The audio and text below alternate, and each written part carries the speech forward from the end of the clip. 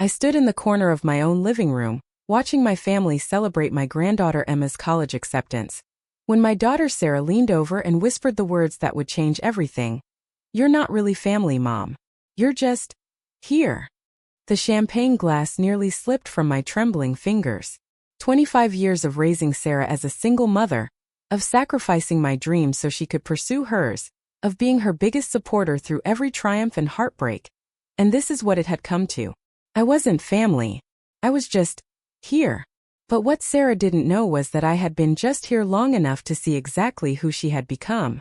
And what I was about to do would remind her, and everyone else in that room, that some people mistake kindness for weakness, generosity for obligation, and love for entitlement. They were about to learn the difference. Let me start from the beginning because you need to understand how I got to this point. How a woman who gave everything she had to her family ended up being dismissed as an outsider in her own home. I was 19 when I had Sarah, barely out of high school myself. Her father, David, was 22 and full of promises about marriage and building a life together. Those promises evaporated the moment I told him I was pregnant. He moved to another state within a month, leaving me to raise Sarah alone with nothing but a part-time job at a grocery store and my mother's disappointed sighs.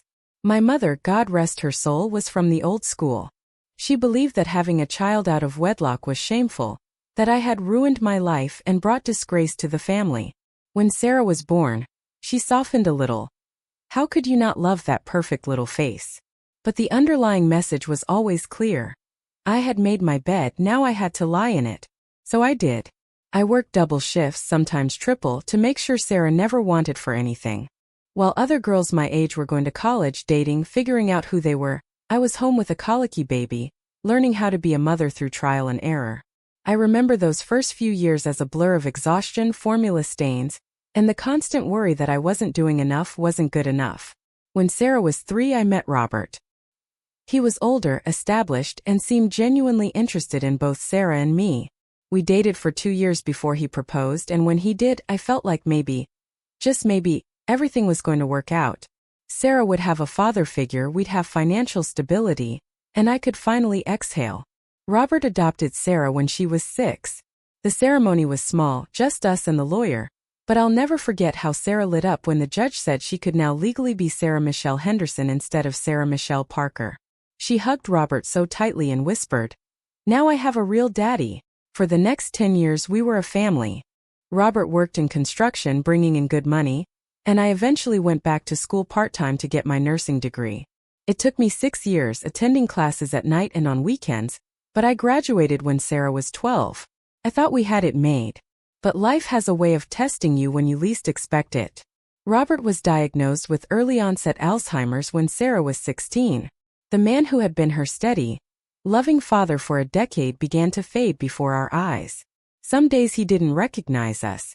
Other days, he'd have moments of clarity that were almost worse because we could see the fear in his eyes as he realized what was happening to him. I became his caregiver while trying to maintain my nursing career and help Sarah through high school. She was a junior, applying for colleges, dreaming of studying business at the state university. I wanted her to have every opportunity, so I picked up extra shifts, worked holidays, did whatever it took to keep us afloat financially while Robert's medical bills mounted. The hardest part wasn't the physical care. I was trained for that. It was watching Sarah struggle with having a stepfather who sometimes didn't remember who she was. She'd come home from school excited to tell him about her day, and he'd look at her with confusion, asking me who this girl was in our house. I watched pieces of her heart break each time. Robert passed away when Sarah was a senior. The funeral was difficult, but what came after was worse. Despite being married to me for 12 years, Robert's family contested the will. They claimed that since Sarah wasn't his biological daughter, we weren't entitled to his life insurance or the house. The legal battle lasted 8 months and cost us nearly everything we had saved for Sarah's college. I took out loans, worked overtime, and somehow managed to piece together enough money to send Sarah to her dream school. She was accepted to the state university's business program with a partial scholarship, but we still needed $20,000 a year for tuition, room, and board. I mortgaged the house, cashed in my small retirement account, and took on extra work doing private nursing care on weekends. Those 4 years were the hardest of my life. I was working 60-hour weeks to pay for Sarah's education while dealing with the grief of losing Robert and the stress of financial struggle. But every time Sarah called home excited about a class or an internship opportunity, every time she made the dean's list, I knew it was worth it. I was giving her the future I never had. Sarah graduated summa cum laude with a degree in business administration. I was so proud at her graduation ceremony, sitting alone in those uncomfortable bleacher seats because I couldn't afford to take time off work to attend with anyone else. When she walked across that stage, I cried harder than I had since Robert's funeral. All those years of sacrifice had led to this moment. She got a good job right out of college at a marketing firm downtown. Within 2 years, she was promoted to account manager. By 25, she was making more money than I had ever dreamed of earning. She met Marcus, a lawyer, at a company function, and they seemed perfect for each other. Both ambitious, both driven, both focused on building successful careers. They got married when Sarah was 27. It was a beautiful wedding, the kind I had always imagined for her. I helped pay for it, of course, taking out another small loan against the house because Sarah wanted everything to be perfect. The dress, the flowers, the venue. It was everything a mother dreams of for her daughter's wedding day. Marcus was pleasant enough, though I always sensed he looked down on my blue-collar background. He came from money. His father was a judge, his mother a prominent socialite. They lived in the kind of house I had only seen in magazines, with a guest wing that was bigger than my entire home. But he seemed to love Sarah, and more importantly, he seemed to support her ambitions. They bought a house in Westfield, one of those new developments where every home looks like it belongs in a design magazine. 5 bedrooms, 4 bathrooms, a kitchen that cost more than I made in a year. Sarah was so excited showing me around, pointing out the granite countertops and the walk-in closets. I was happy for her truly, but I also felt a growing distance between us. When Emma was born 3 years later, I thought maybe that distance would close. I had always dreamed of being a grandmother, of having that special relationship with Sarah's children that I remembered having with my own grandmother. I took early retirement so I could help with babysitting, driving down to Westfield twice a week to spend time with Emma while Sarah and Marcus worked. Emma was a delight, curious, affectionate, intelligent beyond her years. She loved when I read to her, when I taught her to bake cookies, when I told her stories about her mother's childhood. Those were some of the happiest times I'd had since Robert died. I felt useful again, needed, like I was contributing something valuable to the family. But as Emma got older, I began to notice changes in how Sarah treated me. Little things at first. She'd make decisions about Emma's schedule without consulting me, even when those decisions affected my babysitting days. She'd talk about family plans without including me, then act surprised when I felt left out. When I'd offer advice about Emma's education or activities, she'd smile politely and then do whatever she wanted anyway. The changes became more pronounced when Emma started school. Suddenly, Sarah didn't need as much help with childcare. My twice-weekly visits became once a week, then every other week, then only for special occasions. I understood that Emma was becoming more independent, but I missed our regular time together. I tried to stay involved in other ways. I'd call Sarah every few days to check in, send birthday cards and Christmas gifts, invite them over for Sunday dinner. Sometimes they'd accept, but more often they were too busy. Marcus was working on a big case, Sarah had a work event, Emma had soccer practice. Always something.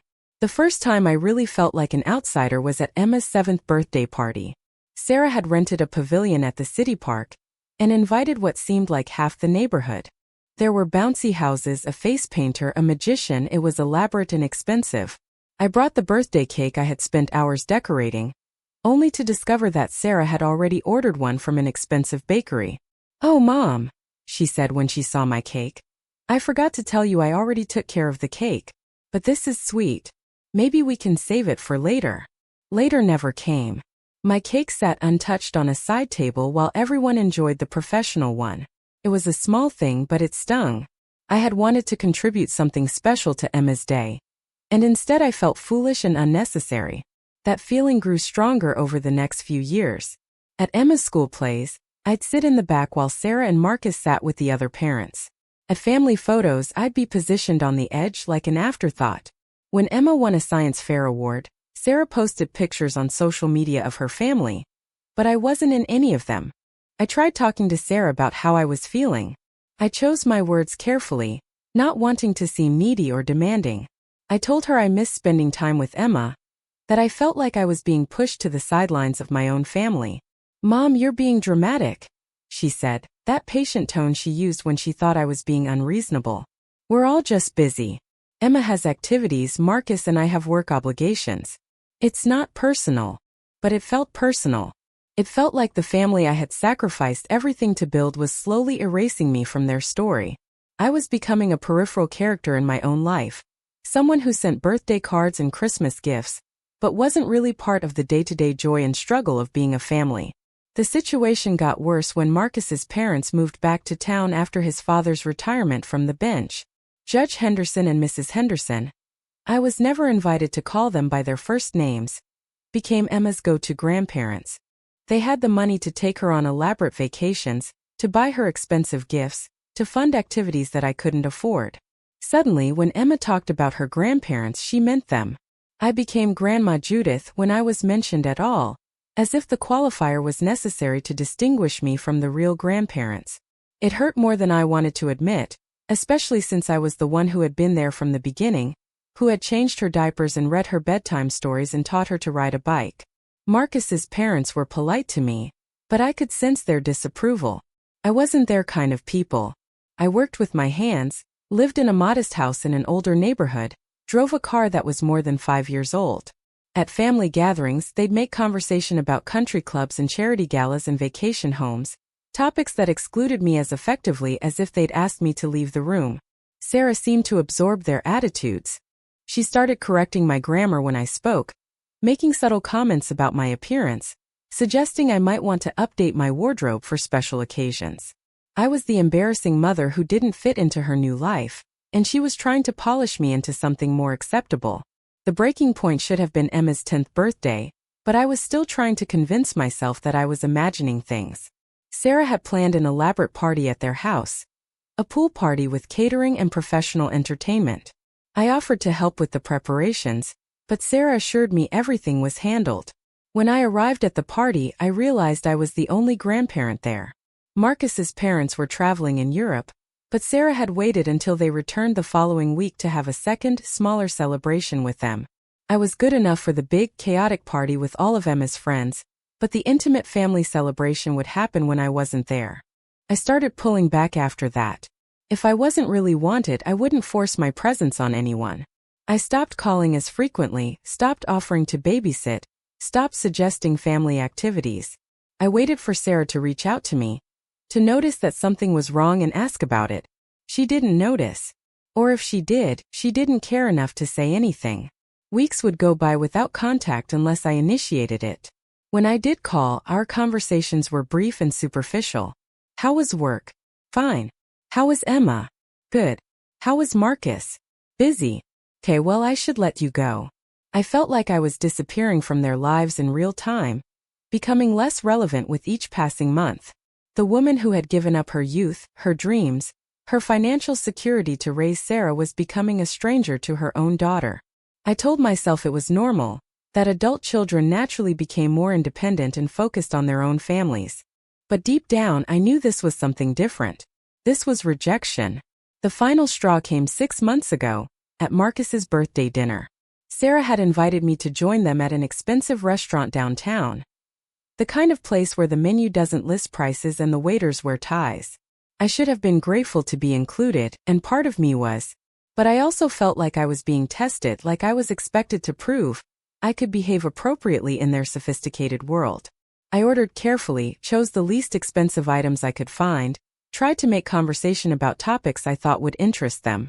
But every time I spoke, I felt like I was saying the wrong thing.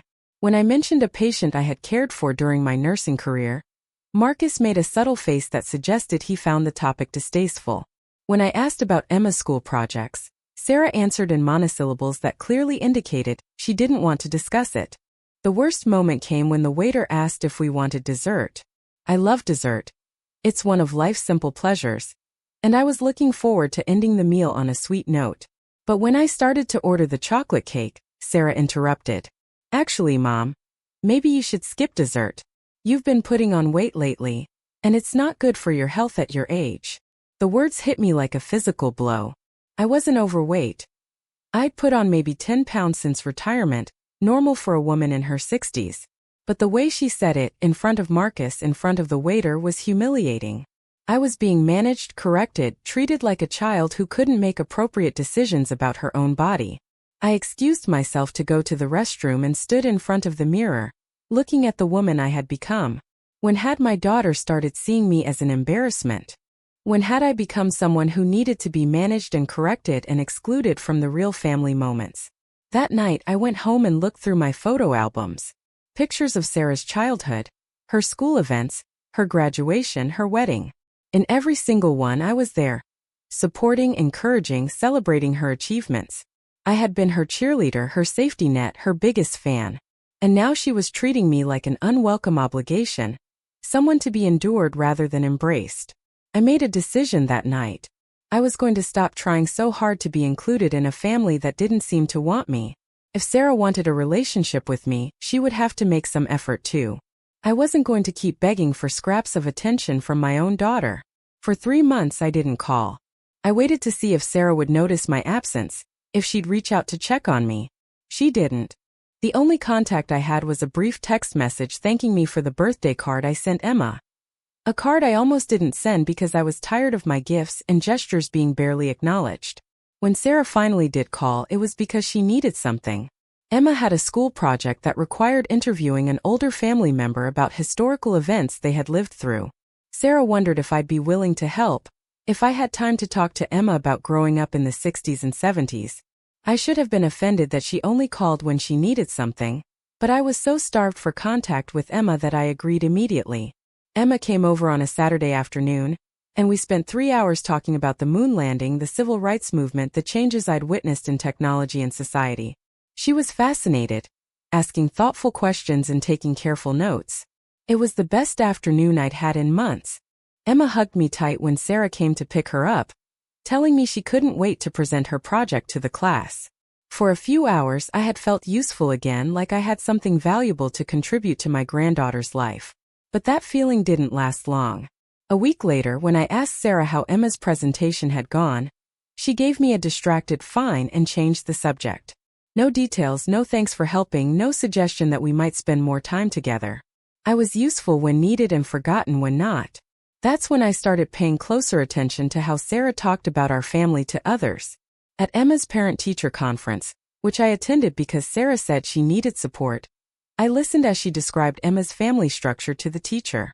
She talked about her husband's career, their involvement in the community, the grandparents who took Emma on educational trips. She mentioned me only when specifically asked about maternal family, and then only briefly. My mother helps out sometimes. 25 years of raising her, supporting her, sacrificing for her dreams, and I was reduced to someone who helps out sometimes. I began to understand that in Sarah's mind, I had become a supporting character in her life story, rather than a central figure. She had moved on to a new chapter where I didn't really fit, where my working-class background and modest lifestyle were embarrassing reminders of where she had come from. She loved me, I think, but she loved me at a distance, preferably when her new family and friends weren't around to witness the association. The realization was devastating but also clarifying. I had been trying so hard to maintain a relationship that had already ended in Sarah's mind. I was mourning the loss of a daughter who had emotionally moved on from me years ago. I just hadn't been willing to see it. I started making changes in my life. I joined a book club at the library, volunteered at a local animal shelter, took up watercolor painting. I was rediscovering who I was outside of being Sarah's mother and Emma's grandmother. For the first time in years, I was making choices based on what I wanted rather than what someone else needed from me. But I still hoped that maybe somehow things could improve between Sarah and me. Maybe if I gave her more space, she'd eventually realize that she missed having me in her life. Maybe if I stopped being so available, she'd start to value the relationship more. That hope died completely 3 weeks ago, at the party where everything finally came to a head.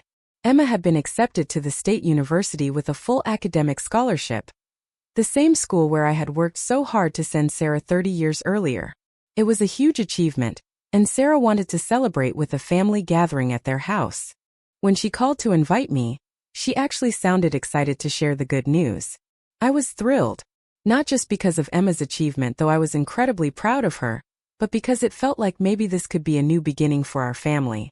A chance to come together and celebrate something wonderful. To remember what we meant to each other. I bought Emma a beautiful necklace. A small gold pendant with her birthstone that I had seen her admiring in a jewelry store window months earlier.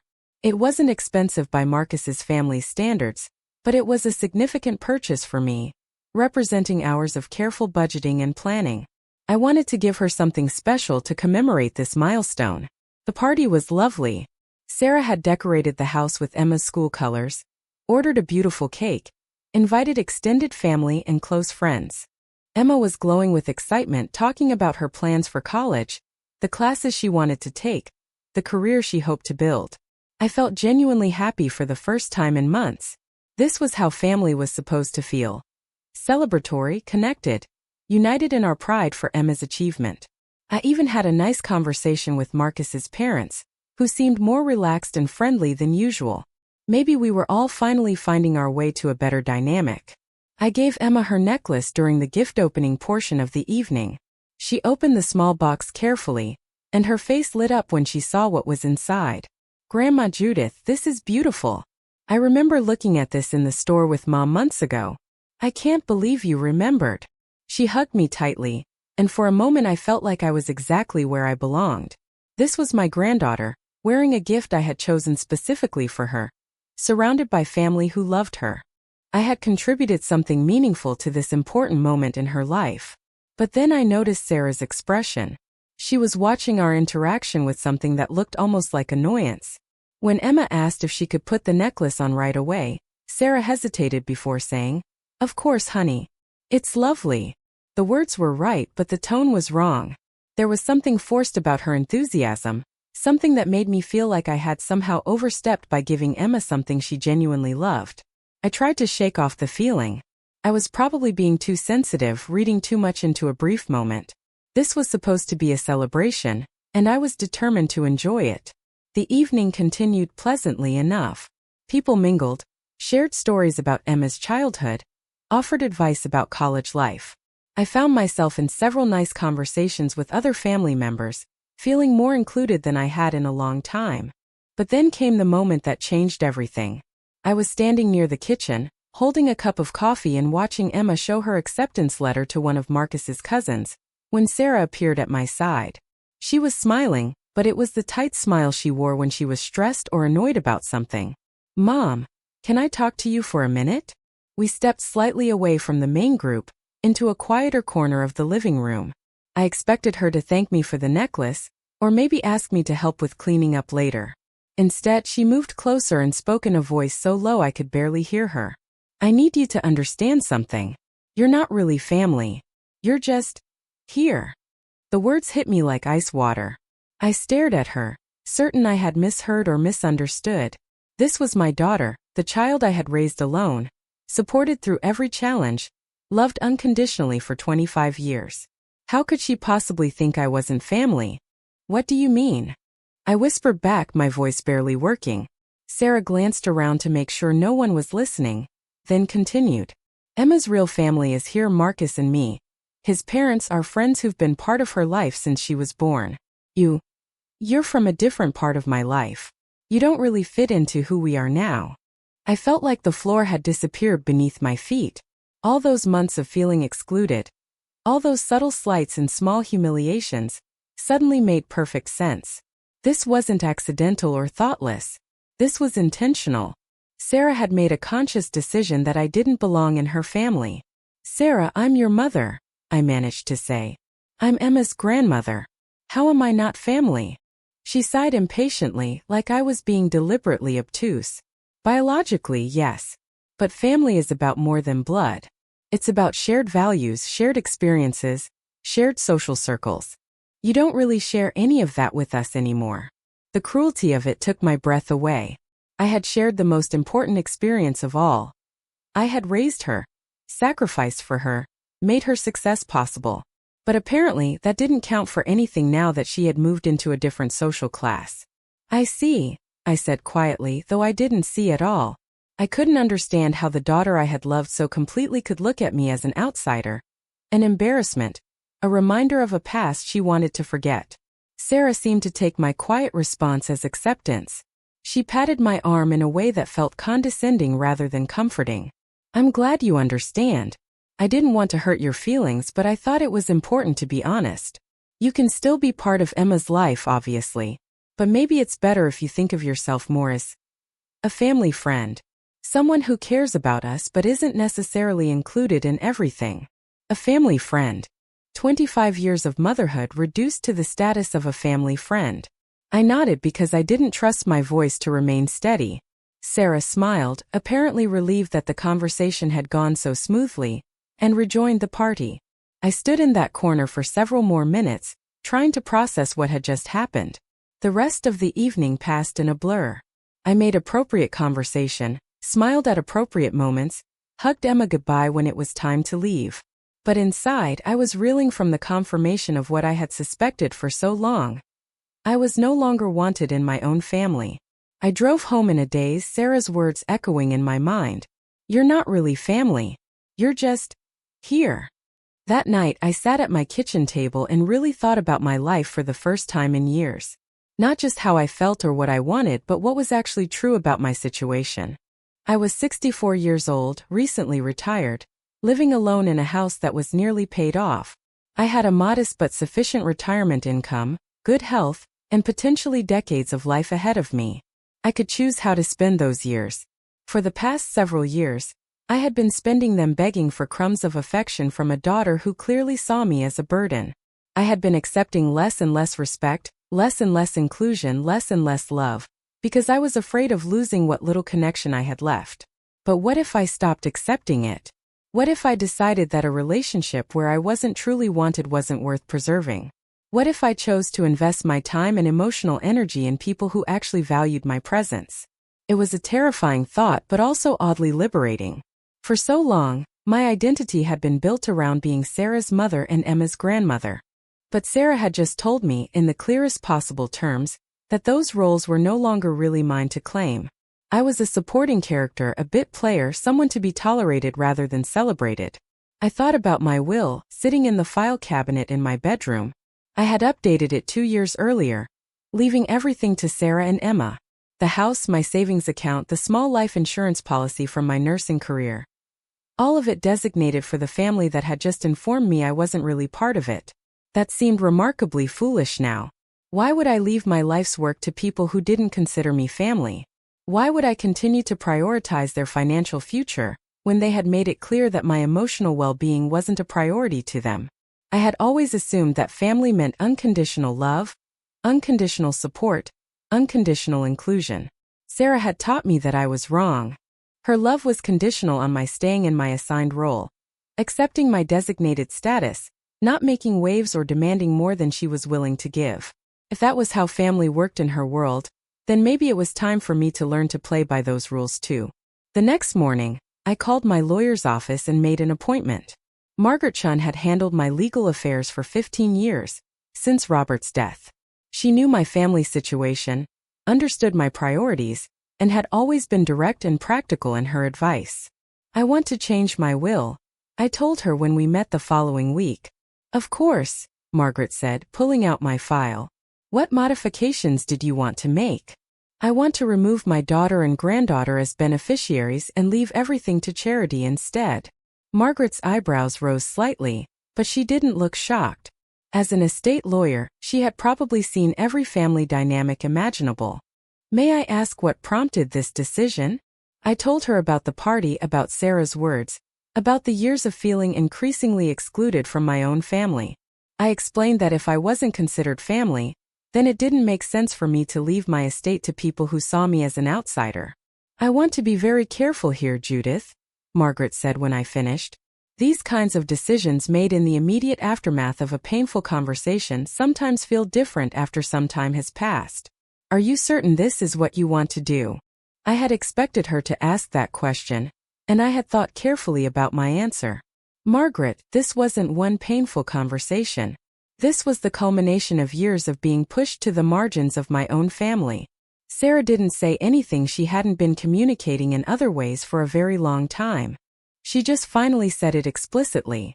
We talked for another hour about the implications of changing the will, about whether there might be other ways to address the family dynamics, about what charities I might want to support instead.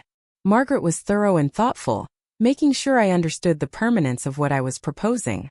In the end, I decided to leave the bulk of my estate to the Literacy Foundation where I had been volunteering, with smaller bequests to the animal shelter and the community college nursing program. These were organizations doing meaningful work, places where my contribution would be valued and put to good use. I want to add one more thing, I told Margaret as we were finishing up. I want a letter to be delivered to Sarah along with the will, explaining my decision. Margaret nodded. What would you like the letter to say? I had been thinking about this for days. I want her to understand that actions have consequences, that you can't treat people as disposable, and then expect them to continue providing for your future. I want her to know that I heard what she said, and I believed her. We spent another 30 minutes crafting the letter, making sure the tone was firm but not vindictive. I wasn't trying to punish Sarah out of spite. I was simply responding to the reality she had created. If I wasn't family, then I would stop acting like I was. The changes to my will were finalized within a week. For the first time in months, I felt like I had some control over my own life. Sarah had made it clear that I didn't get to choose my role in her family, but I could certainly choose how to dispose of my own assets. But I wasn't finished. Changing the will was just the first step in a larger process of reclaiming my dignity and self-respect. If Sarah wanted to treat me like a peripheral figure, then I was going to become genuinely peripheral. No more begging for inclusion. No more accepting crumbs of affection. No more pretending that being tolerated was the same as being loved. I started by removing myself from Emma's emergency contact list at school. I had been the secondary contact for years, the person they'd call if Sarah and Marcus couldn't be reached. But if I wasn't really family, then I shouldn't be taking responsibility for Emma's welfare. I called the school office and asked to be removed from all of Emma's records. Next, I canceled the automatic savings transfer I had set up years earlier to contribute to Emma's college fund. It was only $50 a month, but over the years it had added up to several $1,000s. If Emma's real family was handling her future, then they could handle the financial responsibility as well. I also canceled the life insurance policy that had Sarah listed as the beneficiary. It was a small policy, only $25,000, but it had been something I maintained specifically to help her with final expenses when I died. Since she had made it clear that my death wouldn't really be a family matter, it seemed pointless to continue paying the premiums. Each of these changes felt like removing a small weight from my shoulders. For years, I had been carrying the emotional and financial load of relationships that weren't being reciprocated. Sarah wanted the benefits of having a mother without the obligations of having a daughter. I was finally saying no to that arrangement. But the most important change I made was internal. I stopped checking my phone constantly for messages from Sarah. I stopped analyzing every interaction for signs that she might be softening toward me. I stopped planning my schedule around the possibility that she might want to spend time together. Instead, I focused on building new relationships and rediscovering old interests. I joined a hiking group for seniors and discovered that I loved exploring local nature trails. I started taking watercolor classes at the community center and found I had a real aptitude for landscape painting. I began volunteering more hours at the Literacy Foundation, working with adult learners who were genuinely grateful for my help. For the first time in years, I was surrounding myself with people who valued my presence, who looked forward to seeing me, who appreciated what I had to offer. It was a revelation to remember what it felt like to be wanted rather than merely tolerated. 3 months passed without any contact from Sarah. I wondered if she had even noticed my absence, or if she was simply relieved not to have to deal with including me in their plans. Either way, the silence confirmed what I already knew. I had been putting far more energy into maintaining our relationship than she had. When she finally called, it was predictably because she needed something. Emma's graduation was approaching, and Sarah wondered if I'd like to attend the ceremony. The way she phrased it, like she was doing me a favor by offering the invitation, told me everything I needed to know about how she viewed my role in Emma's life. "I don't think so," I said calmly. "I'm sure Emma's real family will be there to support her." There was a long pause. "Mom," What's that supposed to mean? It means exactly what you said at her acceptance party. I'm not really family, so I shouldn't take up space at family events. Another pause, longer this time. I could practically hear Sarah trying to figure out how to respond. She had probably forgotten making that comment, or assumed I had accepted it as gracefully as I had appeared to at the time. I think you misunderstood what I meant, she said finally. Of course you're family. You're Emma's grandmother. No, I understood perfectly. And you were right, family is about more than blood. It's about shared values and experiences in social circles. Since we don't share any of those things anymore, it makes sense that I wouldn't be included in Emma's big moments. I could hear the panic creeping into Sarah's voice. Mom, you're being ridiculous. I want you at Emma's graduation. We all do. But I was done pretending that obligation was the same as genuine desire. Sarah, you made yourself very clear 3 months ago. I'm someone who helps out sometimes, not someone who belongs at important family events. I'm respecting the boundaries you established. The conversation ended awkwardly, with Sarah insisting I was misunderstanding her intentions and me politely but firmly declining the invitation. I felt sad about missing Emma's graduation, but I also felt proud of myself for maintaining the boundaries that Sarah had set. If she wanted me to stay on the periphery of their lives, then that's exactly where I would stay. 2 weeks later, Emma called me directly. She was confused and hurt about why I wasn't coming to her graduation, why I had suddenly become unavailable when she needed help with college preparation tasks. I listened to her questions with a breaking heart.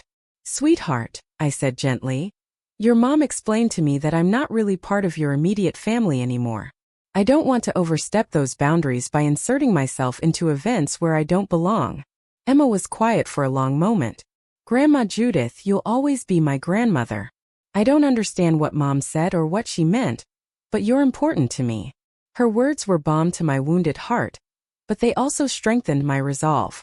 Emma was old enough to understand family dynamics, old enough to see what her mother was doing and make her own choices about our relationship.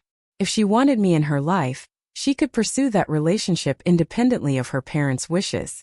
I love you too, Emma, I told her. And I'm always here if you need me. But I think it's important for me to respect the role your mother wants me to have in your life. Emma seemed to understand, even though she didn't agree with it. We talked for another few minutes about her college plans, and I promised to support her in whatever ways were appropriate for someone in my position as a family friend. After Emma's call, I felt more certain than ever that I was handling the situation correctly.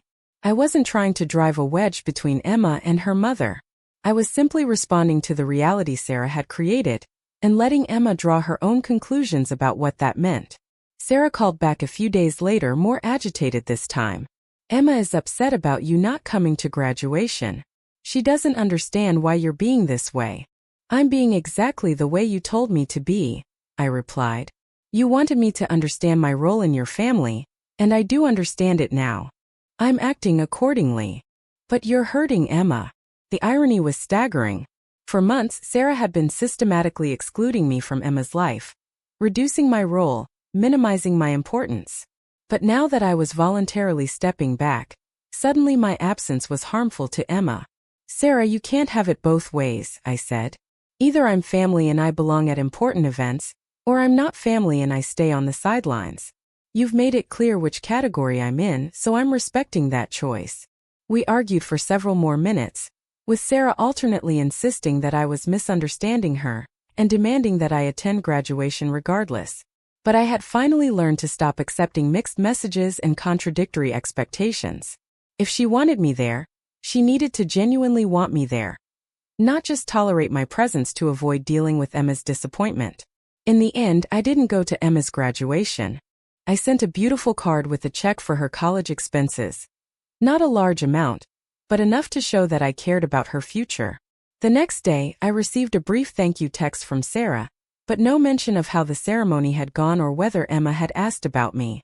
That was 2 weeks ago. Since then, I've been waiting to see what would happen next, whether this crisis might finally force Sarah to confront the way she had been treating me, or whether she would simply write me off entirely and move on without me. What I didn't expect was another family gathering, another opportunity for Sarah to demonstrate exactly what she thought of me. Marcus's promotion to partner at his law firm was apparently cause for celebration. Sarah called to invite me to a dinner party at their house. The same kind of social event where I had always felt like an outsider trying to prove I belonged. "It's just close family and a few friends," she said, her tone suggesting that my attendance was expected rather than desired. "Saturday at 6. I almost said no automatically. The last thing I wanted was to spend an evening being subtly condescended to while pretending everything was fine between us. But something in Sarah's voice made me reconsider. There was an edge to it, a note of desperation that I hadn't heard before. Maybe this was her way of trying to repair our relationship without explicitly acknowledging what she had done wrong. Maybe she was hoping that if we went back to our old patterns, we could pretend the conversation at Emma's party had never happened. So, she was going to be disappointed. I had changed too much over the past few months to go back to accepting crumbs of affection and calling it a family relationship. But I was curious to see how she would handle my presence now that I had made it clear I wouldn't be taken for granted anymore. "I'll be there," I told her. Saturday evening, I dressed carefully for the dinner party. Not in the subdued, apologetic way I used to dress when I was trying not to draw attention to myself in social situations. This time I chose my favorite dress, a deep blue silk that brought out my eyes, and the pearl earrings Robert had given me for our anniversary years ago. I looked elegant and confident, like a woman who knew her own worth. When I arrived at Sarah's house, the same group was gathered as usual: Marcus's parents and siblings, a few colleagues from his firm, some neighbors from their upscale development. I was the only person there who didn't fit their demographic of wealthy, educated professionals with inherited social status. But for the first time, that didn't bother me. I wasn't there to prove I belonged or to earn their acceptance. I was there as an observer, watching the dynamics of a family that had made it clear I wasn't really part of it. The evening progressed predictably. Conversations centered around topics that excluded me: country club politics, investment strategies, expensive vacation destinations. Sarah made perfunctory efforts to include me, asking about my volunteer work in a tone that suggested it was quaint but unimportant compared to the serious business being discussed by the real adults. I responded politely but didn't try to force my way into conversations where I clearly wasn't welcome. Instead, I watched. How Sarah interacted with Marcus's parents, deferential, eager to please, hanging on their every word. I watched how she talked about Emma's college plans, giving credit to Marcus's family for their guidance and support, while mentioning my contributions only in passing. Most importantly, I watched how she looked at me. There was wariness in her expression, like she was waiting for me to do something embarrassing or inappropriate. She was managing me again, trying to control my behavior through subtle signals and social pressure. It was fascinating and heartbreaking in equal measure. This was my daughter, the little girl I had read bedtime stories to and helped with homework and cheered for at school plays. But the woman she had become was a stranger to me, someone so concerned with maintaining her social status that she was willing to sacrifice her relationship with her own mother. The breaking point came during dessert. Marcus was telling a story about a recent case he'd won, something involving a complicated business dispute that had made his firm a significant amount of money. Everyone was listening attentively, impressed by his legal acumen and professional success. "The best part," Marcus said, clearly enjoying being the center of attention, was seeing the look on opposing counsel's face when he realized his client had no case. "Sometimes you have to remind people of their place in the pecking order." Judge Henderson chuckled approvingly. "That's the key to success in any field, son. Know your place and make sure everyone else knows theirs too." The comment was made generally, but I felt it like a physical blow. This was the philosophy that governed Sarah's family. Everyone had a designated place in the hierarchy, and staying in that place was more important than genuine relationships or emotional honesty. I looked around the table at these people who had everything: money, status, social connections, professional success. They lived in beautiful homes, took expensive vacations, sent their children to elite schools. But they were also people who believed that some individuals were inherently more valuable than others, that respect had to be earned through achievement rather than given freely through love. Sarah had absorbed this worldview completely. In her mind, I had served my purpose by raising her and supporting her education. Now that she had moved into a higher social class, I was an embarrassment, a reminder of humble beginnings that didn't fit the narrative of her new life. As I sat there listening to these people congratulate themselves on their superiority, I felt the last vestiges of my old life falling away. I wasn't going to keep begging for acceptance from people who would never see me as their equal. I wasn't going to keep pretending that tolerance was the same as love. After dessert, as people were starting to mingle and move around the house, Sarah approached me in the kitchen. She had that same tight smile I remembered from Emma's party. The one that meant she was about to say something she thought I wouldn't like. "Mom, can we talk?" I followed her to the same corner of the living room where she had delivered her devastating judgment 3 months earlier. This time I knew what was coming. "I wanted to thank you for coming tonight," she began, her voice carefully controlled. "I know these gatherings can be challenging for you, challenging for me," as if the problem was my inability to fit in, rather than their unwillingness to make space for different perspectives and backgrounds. "It's been educational," I said neutrally. Sarah frowned slightly, probably hoping for a more conciliatory response. "I also wanted to talk to you about Emma's situation. She's been asking about you again, wondering why you've become so distant. I think she's confused about some things." "What kinds of things?" "Well, she mentioned that you told her you weren't really part of our immediate family. That wasn't exactly what I meant when we talked at her party." I looked at my daughter, this woman I had raised and loved and sacrificed everything for, and felt nothing but sadness. She was trying to rewrite history, to pretend that her cruel words had been misunderstood or taken out of context. "Sarah, you said I wasn't really family. That I was just here. You said family was about shared values and experiences, and that I didn't share any of those things with you anymore. Which part of that did I misunderstand?" She shifted uncomfortably, glancing around to make sure no one was listening. I was frustrated that night. I didn't express myself well. What I meant was that our lives have grown in different directions, not that you're not important to us. If I'm so important, why do I only hear from you when you need something? Why am I never included in family photos or social media posts? Why do I feel like a stranger at every family gathering? The questions hung in the air between us. Sarah opened her mouth to answer, then closed it again. She couldn't deny the truth of what I was saying, but she also couldn't acknowledge it without admitting her own culpability. "Mom, I think you're being too sensitive about these things. Families change as they grow. That's normal." Too sensitive. The classic dismissal of someone whose feelings have become inconvenient. I had heard it from her countless times over the years, always when I tried to address the growing distance between us. "You're right," I said quietly. "Families do change as they grow. And I've changed too." Something in my tone must have alerted her that this conversation wasn't going the way she expected. Her expression shifted from patient condescension to wary attention. "What do you mean?" I looked around the room at all these people who had never shown me genuine warmth or respect, who had tolerated my presence only because I came attached to Sarah. Then I looked back at my daughter, who was waiting for me to back down, to apologize for being difficult, to return to my assigned role as grateful supporting character. I mean that I've finally learned to listen when people tell me who they are. "You've been very clear about what role you want me to play in your life, and I've decided to respect that. I don't understand what you're talking about." But she did understand. I could see it in her eyes. The dawning realization that I wasn't going to keep pretending everything was fine, that I had stopped accepting her terms for our relationship. "Sarah, you wanted me to know my place in the family hierarchy. Well, I know it now. And I've made some decisions based on that knowledge." The wariness in her expression was turning to alarm. What kinds of decisions? This was the moment I had been building toward for months. The moment when I finally responded to her rejection with consequences she would actually care about. "I changed my will," I said simply. The words hit her like a physical blow.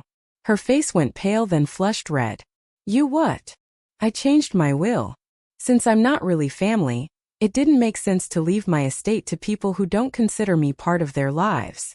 Sarah stared at me in shock. Around us, the dinner party continued, people laughing, glasses clinking, conversations flowing. But in our corner of the room, everything had gone silent. "Mom, you can't be serious." "I'm completely serious. I met with my lawyer 3 months ago, right after our conversation at Emma's party. Everything that would have gone to you and Emma is now going to charity instead. I could see Sarah trying to process this information, trying to calculate what it meant for her family's financial future. The house alone was worth over $200,000 plus my savings, my life insurance, my pension benefits. Not a fortune by Marcus's family's standards, but still a significant amount of money. But that's Emma's college fund. That's her inheritance. You can't just give away money that's supposed to provide for her future. The irony was breathtaking. For months, Sarah had been systematically excluding me from Emma's life, while expecting me to continue providing for Emma's financial needs. She wanted the benefits of having a mother without any of the obligations of being a daughter. Emma's real family can provide for her future, I said calmly. You've made it clear that Marcus's parents are her primary grandparents, that you and Marcus are handling her college expenses, that I'm just someone who helps out sometimes. So I'm stepping back from that financial responsibility too. Sarah's mouth opened and closed like she was trying to speak but couldn't find words. This was clearly not a possibility she had ever considered. That her treatment of me might have real consequences for her family's financial security. You're trying to punish me, she said finally, her voice shaking with anger. No, I'm not trying to punish you. I'm responding to the reality you created. You wanted me to understand that I'm not really family, that I don't share your values or social circle, that my role in your life is peripheral at best. I understand that now, and I'm acting accordingly. But Emma doesn't deserve this. She loves you. She's never done anything to hurt you. That was the hardest part of all of this, knowing that my actions would affect Emma, who had never been anything but loving and respectful toward me. But Sarah had created this situation by systematically undermining my relationship with Emma, while expecting me to continue providing for Emma's future. Emma is a wonderful girl and I love her very much, I said. But she's not my responsibility anymore. You've made it clear that her real family consists of you, Marcus, and his parents. Let her real family handle her financial needs. Sarah was starting to panic now, realizing that her attempts to marginalize me had backfired in ways she never anticipated. Mom, please. We can work this out. I didn't mean for things to get to this point. What point is that, Sarah? The point where you finally have to acknowledge that actions have consequences? The point where you realize that you can't treat people as disposable, and then expect them to keep providing for your benefit. People were starting to notice our conversation. A few guests had glanced our way, probably picking up on the tension in Sarah's voice. She was clearly aware of the attention and uncomfortable with it. Can we please discuss this later? In private. There's nothing to discuss. I've made my decision and it's final. The will has been changed, and all the other financial arrangements I had in place for your family's benefit have been cancelled. Other arrangements? Her voice was barely a whisper now. The automatic transfers to Emma's college fund, the life insurance policy with you as beneficiary, my name on Emma's emergency contact lists. I've removed myself from all of those responsibilities since I'm not really part of the family anyway. Sarah stared at me like I had become a stranger. In a way, I suppose I had.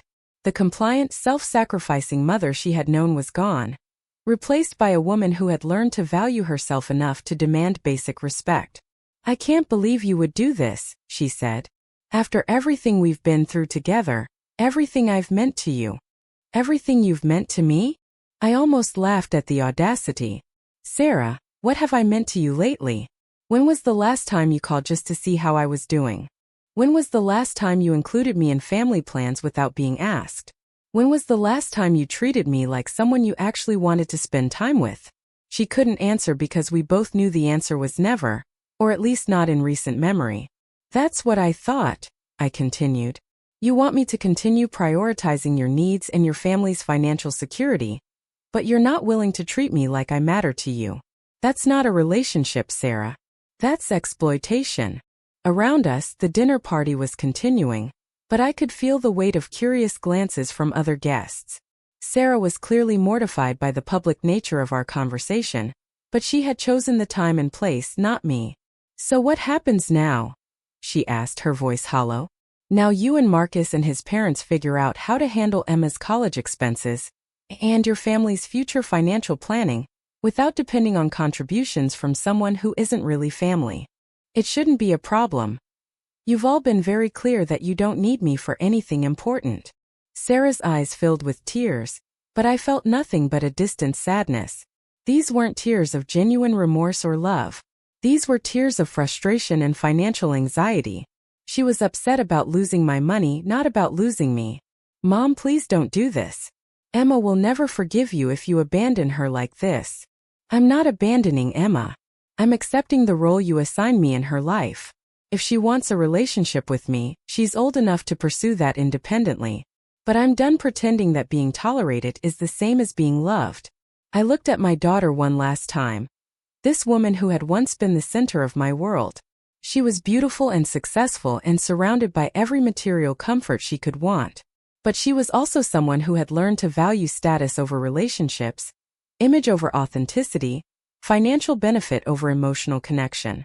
"I hope you get everything you wanted from life, Sarah," I said. "And I hope it makes you happy." With that, I walked away from her and toward the front door. I had said everything I needed to say, made all the points I needed to make. There was nothing left to discuss. As I reached the foyer, I could hear Sarah behind me, trying to compose herself for the other guests. She would probably make excuses for my abrupt departure, smooth things over with Marcus's family, ensure that this drama didn't reflect poorly on their social standing. That was fine with me. Let her manage the situation however she needed to. I was done being managed, done being minimized, done accepting whatever scraps of affection she was willing to throw my way. I drove home in the dark, feeling lighter than I had in months. The confrontation had been painful, but it had also been liberating. For the first time in years, I had refused to accept unacceptable treatment. I had demanded to be valued or left alone, and Sarah had made her choice clear. Now I knew exactly where I stood, and more importantly, I knew exactly what I was going to do about it.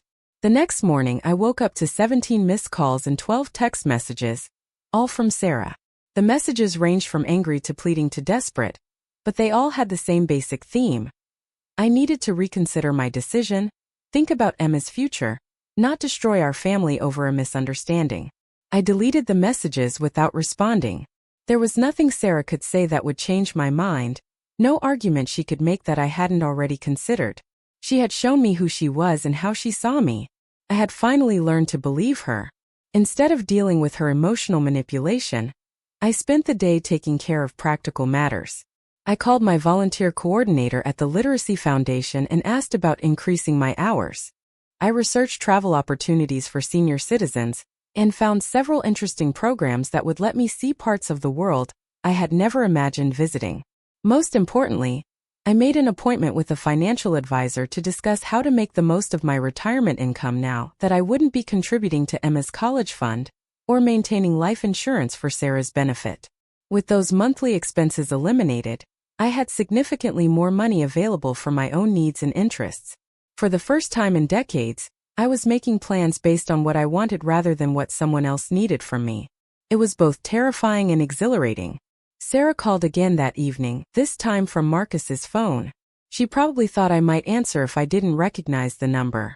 When I let it go to voicemail and listened to the message, her voice was hoarse from crying. "Mom, please call me back. I've been thinking about everything you said and I want to work this out. Emma is devastated about what's happening between us. She doesn't understand why you're pulling away from the family.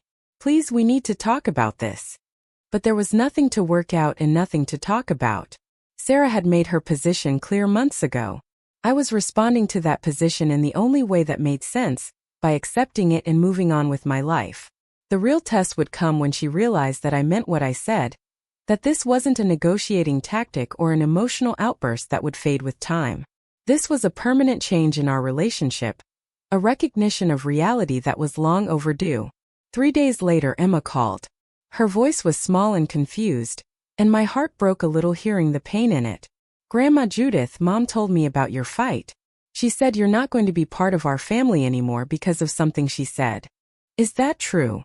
How do you explain to an 18-year-old that her mother has been systematically excluding you from family life, while expecting you to continue providing financial support? How do you help her understand that sometimes loving someone means refusing to accept unacceptable treatment, even when that refusal hurts innocent people?" "Emma, I love you very much," I said carefully. "That will never change. But your mother and I have different ideas about what family means and how family members should treat each other. I've decided that I need to step back from some of the responsibilities I've been carrying. But you're my grandmother. You can't just stop being my grandmother. I will always be your grandmother, sweetheart. But I can't continue pretending that I'm welcomed and valued in your parents' lives when that's not true. It's not fair to any of us.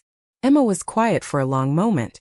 When she spoke again, her voice was thoughtful rather than upset. Mom has been weird about you for a while. I noticed it, but I didn't understand what was happening. That surprised me. I had assumed that Emma was oblivious to the family dynamics, that she saw only the surface interactions between her mother and me. Apparently, she had been more perceptive than I realized. Your mother is trying to build the life she wants for your family, I said diplomatically. Sometimes that means making difficult choices about priorities and relationships. That's stupid, Emma said with the directness of youth. You're the best grandmother anyone could have. Mom is being an idiot if she doesn't see that. I smiled despite my sadness. Emma was old enough to form her own opinions about family relationships, old enough to see through her mother's rationalizations and social climbing. That gave me hope that whatever happened between Sarah and me, Emma and I might still have a relationship independent of her parents' wishes. Emma, you're going to college in a few months. You'll be making your own decisions about who you want in your life. If you want to stay in touch with me, I'd love that. But I can't continue participating in family events where I'm treated like an unwelcome obligation. I understand, she said quietly. And I'm sorry Mom made you feel that way. You deserve better. That conversation gave me more peace than anything Sarah had said in years. Emma saw what was happening and understood why I couldn't continue accepting it. She didn't blame me for setting boundaries, even though those boundaries would affect her financially. That evening, I received the most revealing message of all. A text from Marcus. Judith, I think you're being unreasonable and selfish. Emma's college expenses are significant, and withdrawing your support will create real hardship for our family. I hope you'll reconsider your decision before you do permanent damage to these relationships. The message told me everything I needed to know about how Sarah's family really saw me. I wasn't a beloved mother and grandmother whose feelings had been hurt. I was a financial resource that was threatening to withdraw funding, creating hardship for people who lived in a house worth twice what I'd make in retirement. I showed the message to my neighbor Patricia, who had become a good friend over the past few months. She read it twice, then looked at me with amazement. He actually put that in writing? He actually told you that your primary value to the family is financial? Apparently so. Patricia shook her head in disgust. Honey, you are doing exactly the right thing. These people have been using you, and they're upset that you finally figured it out. That was exactly what had happened, though it had taken me embarrassingly long to see it clearly. For years, I had been providing financial and emotional support to a family that saw me as useful rather than beloved, convenient rather than essential. The final confirmation came a week later, when Sarah showed up at my house unannounced. I was in my garden planting fall flowers when I heard her car in the driveway. She looked haggard when she got out, like she hadn't been sleeping well. We need to talk, she said without preamble.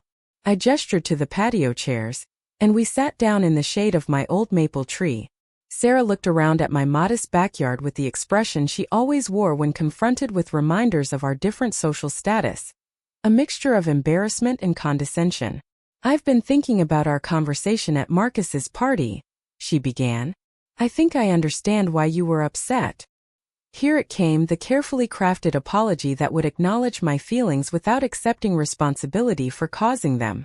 I realized that some of the things I said might have come across as hurtful, even though that wasn't my intention. I was trying to help you understand the social dynamics of our current situation, but I probably didn't express myself very well. Social dynamics. Even now, she couldn't bring herself to acknowledge that she had been cruel and exclusionary. It was all about social dynamics and poor expression, not about fundamental disrespect for the woman who had raised her. What exactly do you think you were trying to help me understand? I asked. Sarah shifted uncomfortably in her chair. Well, our lives have changed a lot over the years. Marcus and I have professional obligations, social responsibilities. Emma is growing up in a different environment than I did. Sometimes it's challenging to integrate everyone's different backgrounds and expectations. Integrate everyone's different backgrounds. She was talking about me like I was a refugee from another culture rather than her own mother. Sarah, do you hear yourself? You're talking about me like I'm a foreign exchange student you're trying to accommodate, not the woman who raised you. That's not what I mean, and you know it. I'm trying to explain that family dynamics are complicated when people have different lifestyles and social circles. Different lifestyles? I'm a retired nurse who volunteers at a literacy foundation and grows vegetables in her backyard. You're a marketing executive married to a lawyer. Those aren't different lifestyles, Sarah. That's upward mobility. And apparently, you're embarrassed by where you came from. She flushed red but didn't deny it. I'm not embarrassed by you, Mom. But you have to understand that Marcus's family has certain expectations, certain ways of doing things. It's not personal. It's not personal? I stood up, too agitated to keep sitting. Sarah, you told me I wasn't really family. You've been excluding me from Emma's life, treating me like a burden, making me feel unwelcome at every family gathering. How is that not personal? Because it's not about you specifically. It's about maintaining social harmony, keeping everyone comfortable. Everyone except me, apparently. Sarah sighed in frustration. Mom, you're making this much harder than it needs to be. I came here to apologize for hurting your feelings and to ask you to reconsider the changes you've made. Emma needs that college money. We had plans based on that inheritance. And there it was, the real reason for her visit. Not genuine remorse for treating me badly, but panic about losing access to my money. She had made plans based on my inheritance, as if I were already dead and my assets were already hers to allocate. You made plans based on money that was never yours to begin with, I said quietly. That was a mistake. But it was always understood that Emma's education would be a priority, that we'd all contribute to giving her the best opportunities possible. When you considered me part of the family, yes, that was understood. But you've made it clear that I'm not really part of the family. So why would I continue contributing to family priorities? Sarah stared at me like I was speaking a foreign language. She genuinely couldn't understand why being excluded from the family would make me unwilling to fund the family's expenses. So you're going to punish Emma for something I said in a moment of frustration? I'm not punishing Emma. I'm accepting the role you assigned me in her life. You wanted me to step back, to be less involved, to understand that I'm not really part of your immediate family. I'm doing exactly what you asked. That's not what I asked. Then what did you ask, Sarah? What exactly did you mean when you told me I wasn't really family, that I was just here? She opened her mouth to answer, then closed it again. She couldn't explain what she had meant because what she had meant was exactly what I understood. That I was an embarrassment, an outsider, someone to be tolerated rather than celebrated. We sat in silence for several minutes. Sarah was clearly struggling with how to proceed, probably trying to figure out what combination of apology and manipulation might get her access to my money again. What would it take? She asked finally. What would what take? For you to change the will back. To reconsider your decision about Emma's college fund. What would it take to fix this? I looked at my daughter, this woman who had just reduced our entire relationship to a financial transaction. She wasn't asking how to repair the emotional damage she had done, or how to rebuild trust between us. She was asking what she had to do to get my money back. Sarah, do you love me? The question seemed to surprise her. Of course I love you. You're my mother. When was the last time you called me just because you missed me? She frowned, clearly trying to remember. The fact that she had to think about it answered the question. When was the last time you invited me to do something you thought I'd enjoy, rather than something you needed me to attend? Again, silence. When was the last time you asked about my life, my interests, my feelings about anything that didn't directly involve you or Emma? Sarah was starting to look uncomfortable. We talk all the time, Mom. We talk when you need something or when I call you. That's not the same thing as having a relationship. I sat back down across from her, looking directly into her eyes that were so much like mine, in a face I had loved since the moment she was born. Sarah, you want to know what it would take to fix this? It would take you genuinely wanting me in your life, not just tolerating my presence when you need something from me. It would take you treating me with the same respect and consideration you show to Marcus's parents. It would take you acting like you're proud of me instead of embarrassed by me. I'm not embarrassed by you, she said automatically, but her voice lacked conviction. Yes, you are. You're embarrassed by my background, my house, my career, my friends, my social status. You want the benefits of having a mother, the emotional support, the childcare, the financial contributions, but you don't want the inconvenience of actually including me in your family. Sarah was crying now, but I felt detached from her tears. I had seen her cry manipulatively too many times to be moved by it anymore. I don't know how to fix this, she whispered.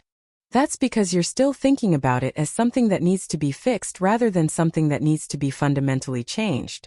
You can't fix a relationship by apologizing and then going back to the same patterns.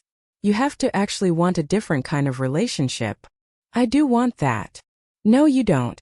You want me to go back to accepting whatever role you're comfortable giving me, contributing whatever you need me to contribute, and not complaining when you exclude me or treat me like a second-class family member. She didn't argue because she couldn't. That was exactly what she wanted. The old dynamic where I provided for her family's needs while accepting minimal respect and inclusion in return. So what happens now? She asked, echoing the same question she had asked at Marcus's party. Now you and your family figure out how to meet your financial obligations without depending on contributions from someone you don't consider family. And I continue building a life with people who actually value my presence. Sarah wiped her eyes and looked at me with something that might have been recognition. For just a moment, I saw a flash of the little girl who used to curl up in my lap for bedtime stories, who used to run to me with scraped knees and broken toys. I'm sorry, Mom, she said quietly. I really am sorry. It was the first apology that sounded genuine, the first acknowledgement that she had actually done something wrong. But it was also too late. I know you are, sweetheart. But sorry doesn't undo years of making me feel unwanted in my own family. Sorry doesn't erase the damage that's been done to our relationship. She nodded slowly, finally understanding that this wasn't a problem that could be solved with the right combination of words. This was a consequence, a natural result of choices she had made over and over again. Will I see you again? She asked as she prepared to leave. That depends on you, I said. If you genuinely want a relationship with me, not because you need something from me, but because you actually enjoy my company, then I'm open to that. But it would have to be a completely different kind of relationship than what we've had. Sarah hugged me goodbye, and for a moment I let myself hope that maybe this crisis had finally opened her eyes to what she had been doing. Maybe losing access to my financial support would force her to confront the true cost of pushing me away. But as I watched her drive away, I realized it didn't matter whether she changed or not. I had already changed too much to go back to accepting crumbs of affection from my own daughter. I had learned to value myself enough to demand basic respect, and that lesson couldn't be unlearned. That was 3 weeks ago. Since then I haven't heard from Sarah at all. No more desperate phone calls, no more manipulative text messages, no more visits demanding that I reconsider my decision. She has apparently accepted that I meant what I said, that the changes I made were permanent. Emma, on the other hand, has stayed in regular contact. We talk on the phone twice a week, sharing stories about her college preparations and my volunteer work. She's excited about starting at the state university in the fall, even though her parents are now scrambling to cover the costs they had expected me to contribute. Dad got a loan to cover the difference, she told me during our last conversation.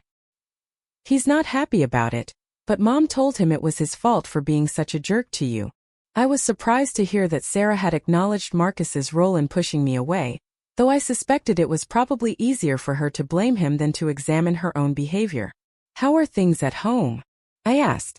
Emma was quiet for a moment, tense.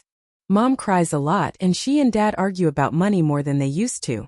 She keeps saying she doesn't understand how everything got so messed up. I felt a pang of sadness for Sarah, but not enough to reconsider my decision. She was experiencing the natural consequences of her choices, learning what it cost to prioritize status over relationships. It was a hard lesson but an important one. Do you think she really doesn't understand? I asked Emma. I think she understands now, but she's too proud to admit it. And I think she's scared that if she acknowledges how badly she treated you, it means she's a terrible person. That was probably exactly right. Sarah had spent years convincing herself that her treatment of me was justified, that the problem was my inability to adapt to her new social circumstances rather than her failure to include me respectfully. Acknowledging the truth would require admitting that she had been cruel to the person who loved her most. What about you, Emma? How are you handling all of this? I'm sad that our family is broken, she said honestly. But I'm also proud of you for standing up for yourself. You deserved so much better than how Mom was treating you. Hearing Emma say that, hearing her acknowledge the reality of what had been happening and support my decision to address it, meant more to me than any apology Sarah could have offered. Today marks exactly 4 months since Sarah whispered those devastating words at Emma's acceptance party. For months since I learned that in my daughter's mind, I had become a peripheral figure in my own family. For months since I decided to stop accepting unacceptable treatment and start demanding the respect I deserved.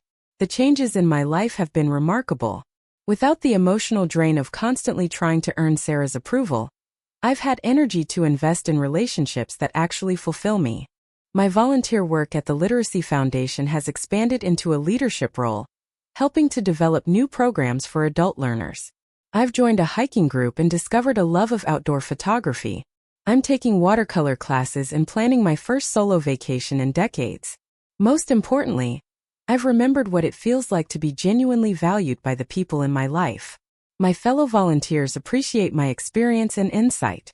My hiking companions enjoy my stories and perspective. My art instructor encourages my creative development. These are people who see me as interesting and valuable, not as someone to be managed or tolerated. I miss Emma terribly, and I suspect I always will.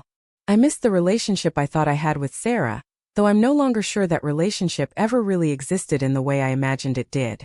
But I don't miss the constant anxiety of trying to prove my worth to people who had already decided I wasn't worthy.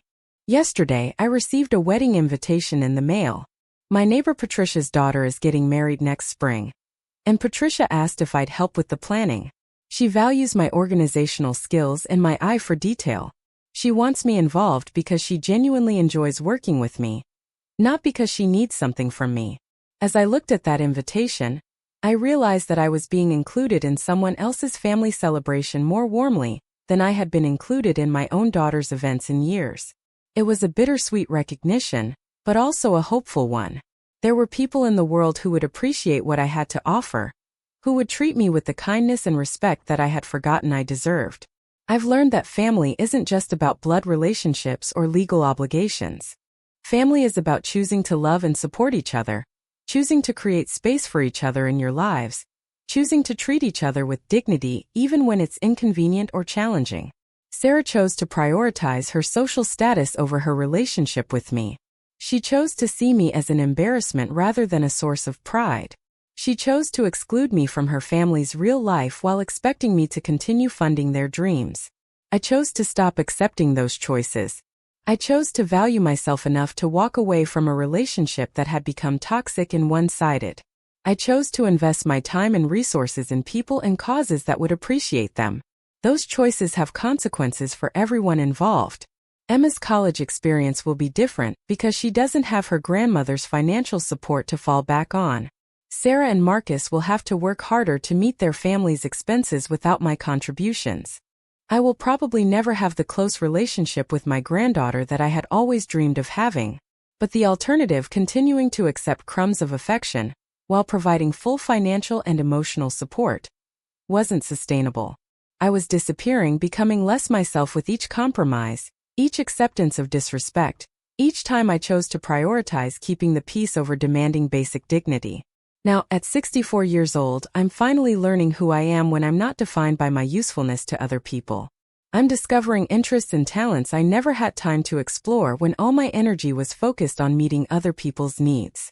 I'm building relationships based on mutual respect and genuine affection, rather than obligation and financial dependence. It's not the life I planned when I was 19 years old and holding my newborn daughter, making promises about all the ways I would love and support her. But it's a good life, a life with dignity and purpose and authentic connections. Sometimes Sarah calls Emma when she knows I'm likely to be there, probably hoping to hear my voice in the background or get some indication that I might be softening toward her. Emma tells me about these calls, about how her mother asks casual questions about my health and activities. I understand the impulse. Sarah is probably hoping that if enough time passes, we can go back to our old relationship without ever directly addressing what happened between us. She's probably waiting for me to make the first move toward reconciliation, to be the bigger person and reach out despite how she treated me. But I've learned that being the bigger person doesn't mean accepting smaller treatment.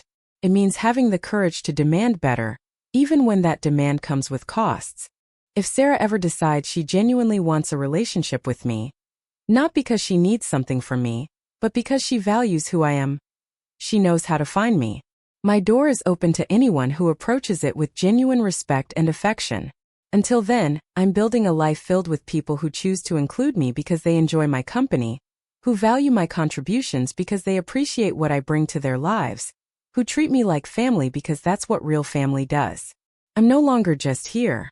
I'm exactly where I choose to be, with people who are grateful that I chose to be there with them. And for the first time in years, that feels like enough. That feels like home. The woman who once begged for acceptance from her own daughter has learned to offer herself freely only to those who recognize her worth. The mother who sacrificed everything for a child, who grew up to be embarrassed by her, has discovered that her value isn't determined by her daughter's approval. I am 64 years old and I am finally free. Free from trying to earn love that should have been given freely. Free from accepting treatment that I would never give to someone I cared about. Free to build relationships based on mutual respect, rather than financial dependency. Sarah thought she was teaching me about my place in the family hierarchy. Instead, she taught me that I deserve so much more than the place she was willing to give me. And for that lesson, painful as it was to learn, I will always be grateful. Because now I know I am not just here. I am home, with people who celebrate my presence instead of tolerating it. And that makes all the difference in the world.